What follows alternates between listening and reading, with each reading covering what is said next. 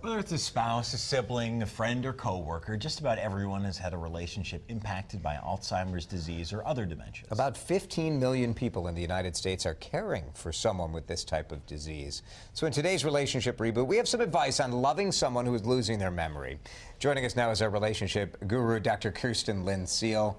Kirsten, thanks for coming in. This sounds like it could be a very heavy and sad topic, but this is really about giving people the tools to try to still have magical moments with people they love. Exactly, exactly. This is about figuring out how to have basically a different kind of relationship than the one that you had before with your loved one. Yeah, and I think you can very easily fall into that trap of trying to have that old relationship. Yes. You know, both my grandparents on my mom's side have Alzheimer's, so when we go to see them, there's always that struggle of what do you do? Right. So what do you do?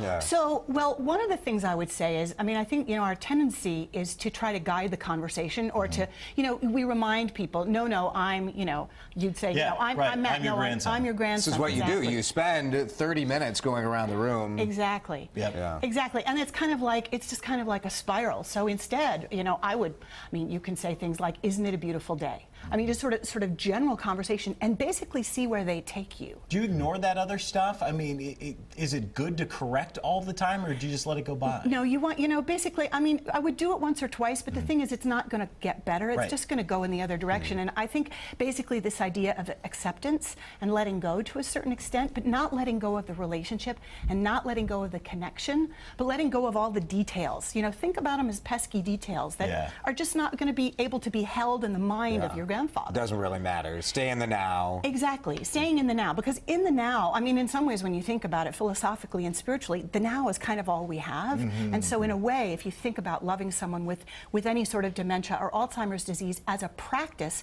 of being in the now with them. You know, like you bring cookies, the cookies are good, you know, the weather is beautiful. And this sort of gratitude, go gratitude for every little minute, and then that's a place where you can really connect. One other thing you talk about is using music to connect. I mean, that is what I have seen with my grandfather. He's a terrific singer, terrific dancer. Danny Boy's his favorite song. Oh, that's great. So every time we see him, he sings Danny Boy. That's great. And it's just kind of this cool moment, but like, there he is. Yep. Is that something you see? It's kind of universal, connecting with music. Absolutely. People do know. Like I just heard a story from someone who was working in a nursing home, and you know, like 30, you know, little old ladies and men go down for the chapel service and play something like, oh, I don't know, My Risen Cross or something, and everybody starts singing, even though they have no words and they don't really have language anymore.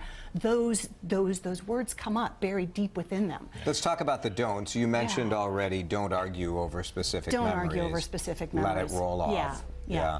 And what else? This idea, I think a lot of people feel like, oh, we need to go to a support group. Yeah, you know, so this is an interesting one because believe me, especially as a therapist, I'm a big believer in support groups, but I know people who have had some experiences where they went to support groups and they felt completely overwhelmed. What happened, it was as if somehow the support group had to tell everybody all the horrible things that were going to happen, that were in their future, and that's not helpful. Right? A support group ideally is going to give you, they're going to share experience, strength, and hope. Okay? And whatever that hope looks like. But if all they're sharing is the dreadful experiences, then that's not going to help you much. So I would say, think about going to a support group. Be cautious about it. Be cautious. Figure out if one doesn't seem to be a good fit, go see if there's another one. Their support groups are very much defined by who's in them. Sure. And so they can really change. Well, relationships are all about having those moments, having those connections.